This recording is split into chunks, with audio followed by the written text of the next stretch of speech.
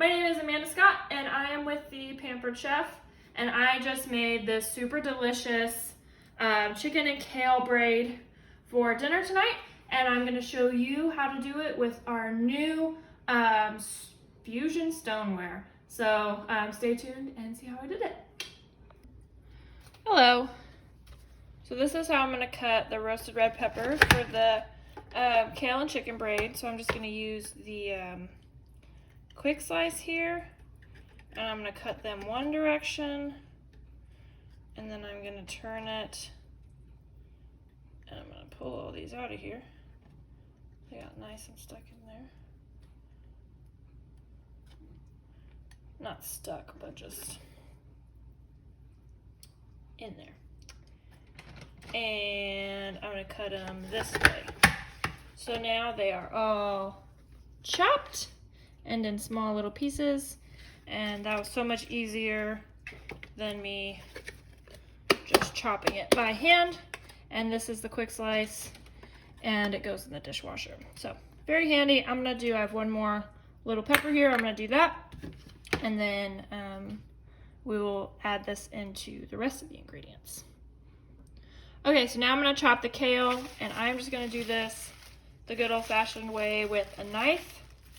And I don't want huge kale chunks in my braid, so I'm gonna cut it pretty fine every ½ inch or so, watching out for my fingers, of course. And what I do is I kind of bunch it all together and then cut. And then that way, if you just try to cut through, like take this one piece of kale right here, if I just try to cut through that, there's not enough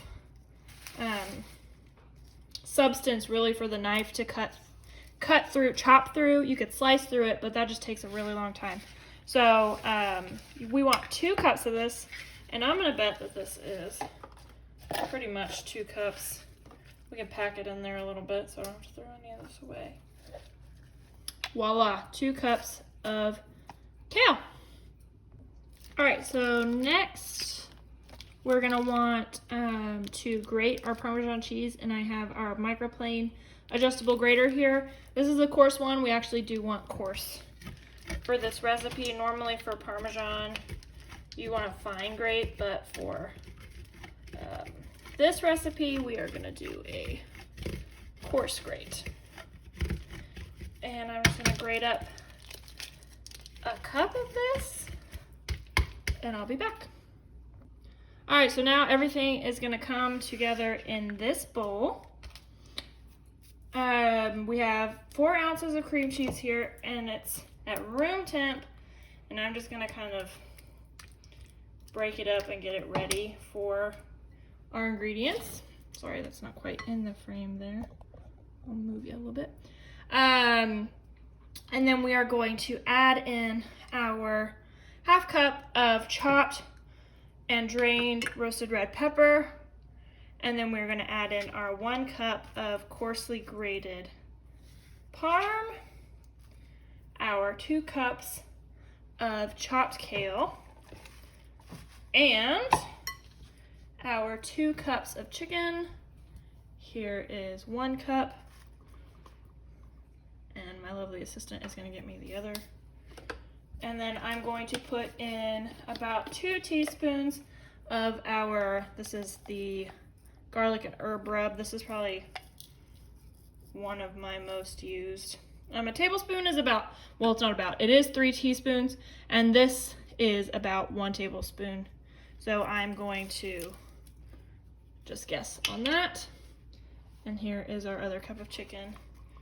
Thank you, lovely assistant. And then we are just going to stir this up. So it's okay sorry, that was so loud. It's okay if you kind of break up the chicken and the kale and everything while you do this. It doesn't need to be a real delicate process, because everything needs to kind of homogenize almost, so that when we go to spread it in our braid, it kind of all stays together and doesn't just fall apart. So make sure we get it good and mixed. I hate stirring things for the camera because I always feel like I'm stirring for 1,000 million years. And this chicken, by the way, is rotisserie chicken that my lovely husband cut up for me. Voila. So there is our delicious, it smells so good, filling. And I am going to be right back and I will show you how to put this into a braid. Okay, so now I'm going to show you how to actually braid and cut and braid the bread. So we're going to start with our kitchen shears. This is 2 sheets of crescent rolls, and I just squished the perforations together. They were a Kroger brand, not an ad. And we are going to cut 1-inch strips, we want to leave, let's see. Oh, okay. So we actually want to put the filling in first. I lied.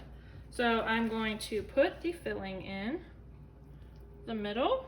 I'm going to leave a little bit more room than that in the ends.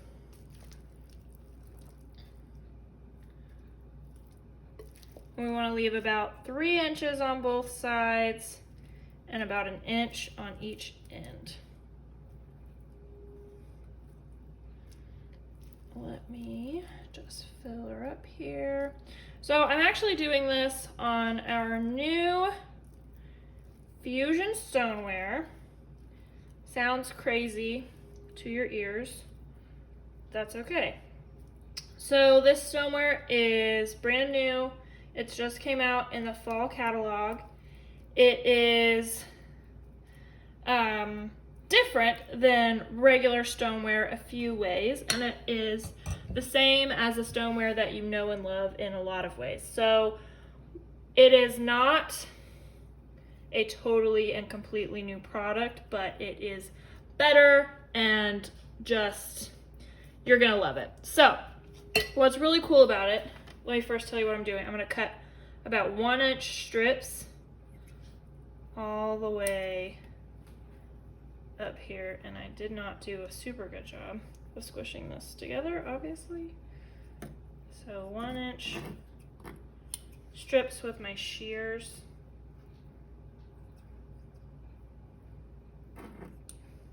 All the way down both sides. So the new FUSION Stoneware is amazing, and I'll tell you a few reasons why. One, you asked for it, and everybody has asked me 100,000 times, can I preheat on my stoneware? And the answer has always been no. Well, I'm telling you now, the answer is now yes. Yes, you can preheat on the new FUSION Stoneware. And you can also, another thing people ask me all the time, and I ask myself every time I'm making something, can it go under the broiler? And the answer to that question is also now yes. And then the last question, how the heck do I wash it? Well, the answer is now any way you want, including, but not limited to, the dishwasher. So if you are jumping for joy because, you know, you have owned stoneware for years and you're tired of telling your husband and kids not to stick it in the dishwasher, or maybe you found yourself tired at the end of the day and you don't want to wash your stone with just hot water, and you don't want to wait till the end to wash all your stoneware, which is what I normally do, that you can just stick it in the dishwasher or wash it right along with the rest of your stuff. And while this is going to change a couple of things, one, it is not, well, just really the main thing, it is not going to season the same. It will season a lot slower. It will still season, but it will just take you a little bit more time than it used to. So I now have that cut, and I'm going to turn it and try not to squish all those little pieces that I have hanging off the end. All right, so how we're gonna do this is we're gonna take a strip and pull it. We're actually going to tuck that up, take a strip, pull it, twist it once, and tuck it down. So pull up a strip.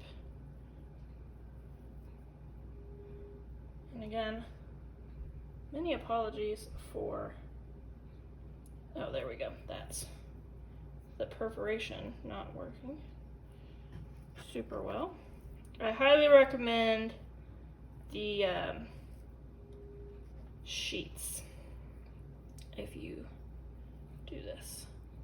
So you're gonna take it and twist it, and that did not work very well also. It's fine. It does not need to be perfect. We have this saying, it's a little cheesy, but it's so true, that we are pampered and we are not perfect. And that's okay. This is very full also, so that makes it a little bit tricky. Twist, tuck it down, twist, tuck it down.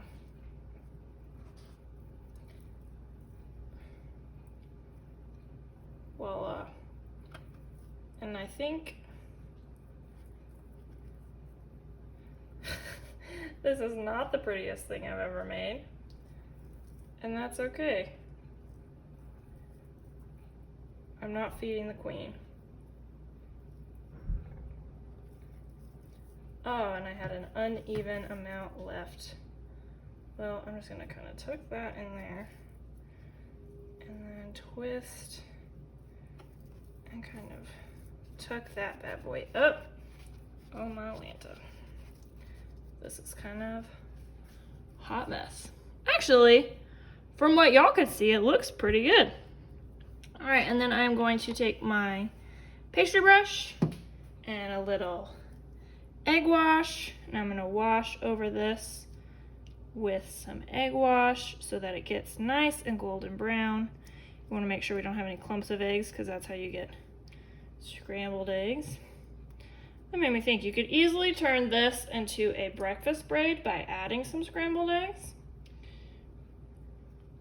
Or maybe cooking some sunny side up eggs and serving them over top of your braid. Get those runny egg yolks. Delish. Okay, and voila. Seriously, it looks so much prettier from the angle which y'all are looking at it at. And then we're gonna take, this is toasted sesame seeds. You can just use white sesame seeds, but this is what I have. And we're gonna sprinkle those over top. And then this bad boy is going into the oven, and then I will show you what it looks like. Yay, it is done. I just pulled it from the oven 5 minutes ago, and I'm going to cut it and show you what it looks like on the inside. It cuts so easily because it's the crescent roll dough. Ooh, I should have an oven mitt to hold this down.